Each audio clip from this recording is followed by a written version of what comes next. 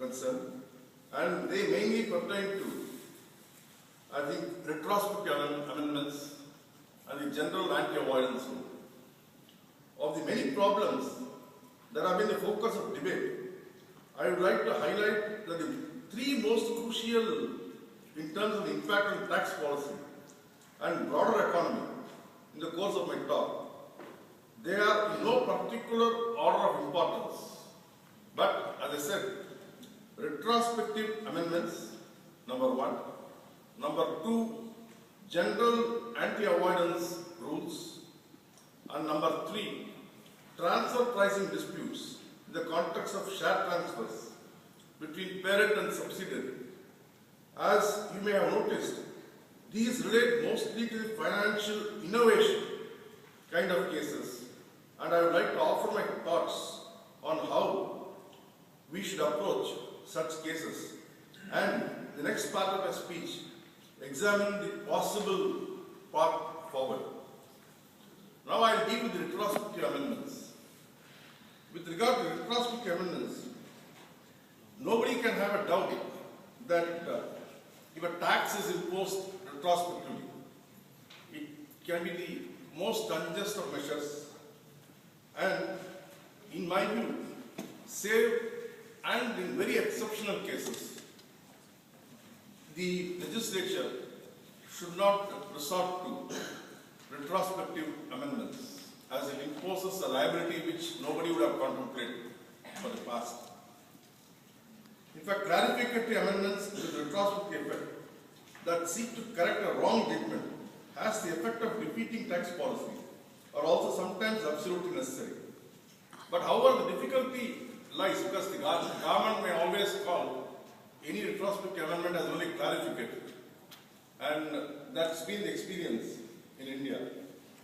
But the difficulty lies in those cases which lie somewhere between these two categories, or where the government feels that the amendment is clarificatory, but the industry feels it is confiscatory. We have seen a recent example of it in the Vodafone case and the subsequent amendments to the Income Tax Act, which followed the judgment of the Supreme Court of India.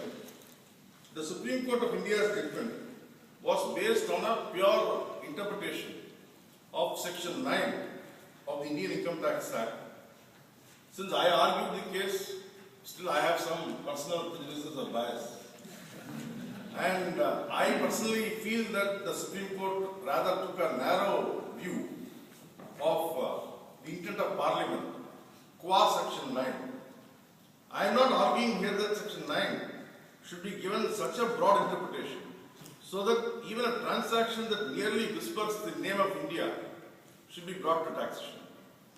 Rather, I am making a narrow argument that where the underlying assets, where the business itself and the source of the revenue for the transfer company all lie in India, the intention of Parliament, in my humble view, was that no matter how the parties sought to structure their transaction, it was liable for taxation in India. That was the view which was taken by the Bombay High Court. And possibly, I think, Vodafone might not be the ultimate, word from the Supreme Court, because in Sanofi, the very same point has arisen for consideration. And possibly, I think, the revenue would be pressing for the Vodafone matter to be referred to a larger bench. At the same time, I also feel that some parts of the retrospective amendments have gone beyond the need to clarify the Vodafone judgment. In my view, Parliament's intention would have been restored with the necessary retrospective effect if just the words "through and situated in" had been clarified in Section 9 of the Indian Income Tax Act, or possibly an amendment to Section 2, subsection 47, which defines transfer. They could actually clarified that transfer includes this sort of indirect transfers, where the underlying assets are situated in India. Since the question of constitutional validity of the retrospective amendments is sub judice, I would not further wish to dilate on this topic.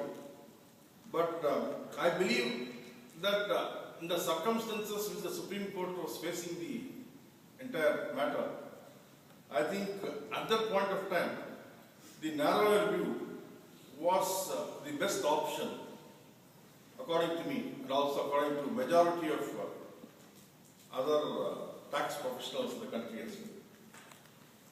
The narrow interpretation of Section 9 by the court in Vodafone, overruling taxing indirect transfers, has tilted the balance, in my view, far too much towards the investor, specifically the foreign investor. Favoring the foreign investor in matters of tax policy, in my view, is not per se bad for a developing country like India, or it is immoral. But the court, in my opinion, did lose sight of the fact that the other side of the balance sheet, so as to speak, when it comes to foreign investment, the court has treated investment merely as a function of business and commerce, and one which is done for monetary returns alone. The court did not take into account that a far more important investment happens when the government puts tax revenues into improving infrastructure, institutions of governance, education, and healthcare services. Stopping here for a moment, I think Vodafone would not have dared to go to this extent in a country like China or Taiwan or South Korea, where things are totally different. It all depends upon the situations in each country. But there is a great leeway for any company, any MNC, to actually fight in Indian courts. And that's why still Vodafone is still fighting to have even the retrospective amendments neutralized. The finance minister actually had constituted a committee, and soon after the retrospective amendments, which was brought by the earlier finance minister, I think when there was a lot of criticism across the globe, there was a knee-jerk reaction on the part of the Indian government, and they appointed two committees which actually favored far-reaching amendments, which actually favored such foreign direct investments, as in the Vodafone case. But in spite of so much of assurances given by the finance minister, nothing has moved forward for the recommendations made by these committees, and still the retrospective amendments are holding the field, even though everyone expected that something great may happen during the last budget. Then, when looked at this way, I feel that foreign investors must also accept that their investments are better protected when they pay the tax due under the law, and not when they seek to minimize the same through arrangements in the interest of the shareholder. After all, they are not just investing for profit, but are also helping to create a new and developed market for their own goods and services, promising returns many times over their initial investments.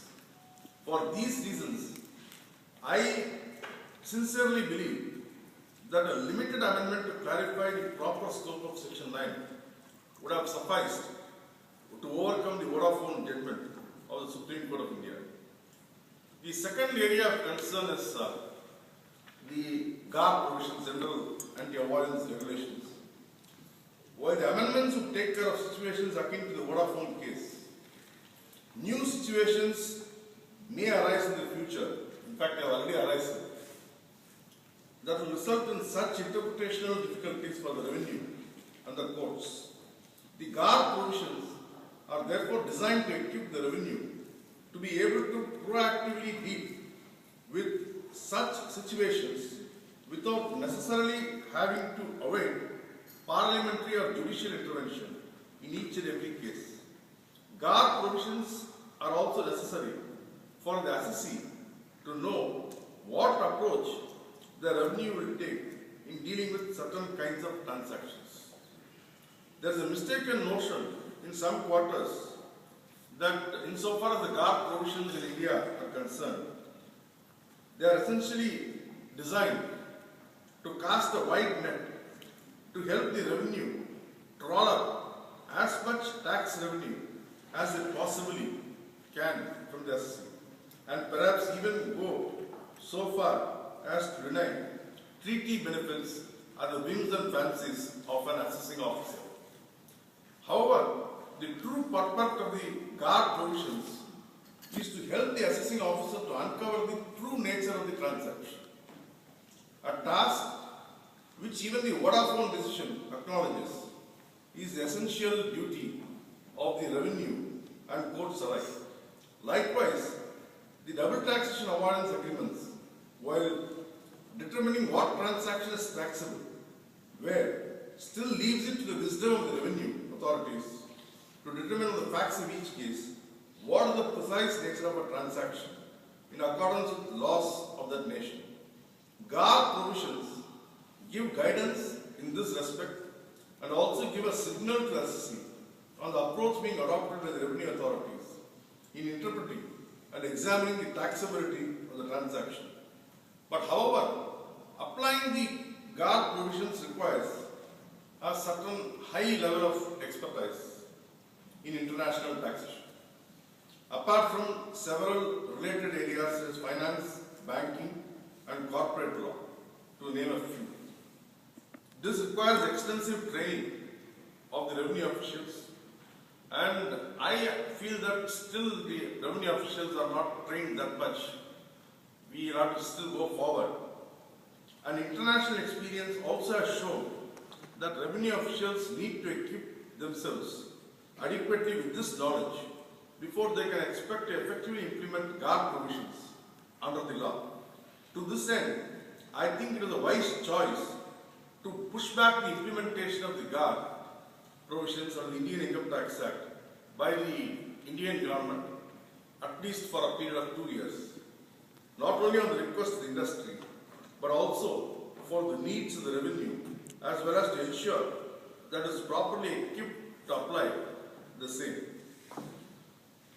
The other aspect which I would like to address is on the framework to dispute resolution.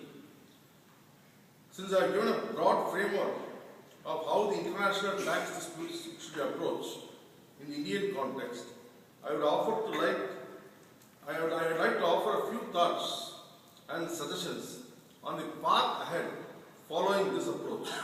I do not subscribe to the belief either that the Indian revenue authorities have acted to try and bring more tax out of foreign investors, or that foreign investors are running away without paying their tax due.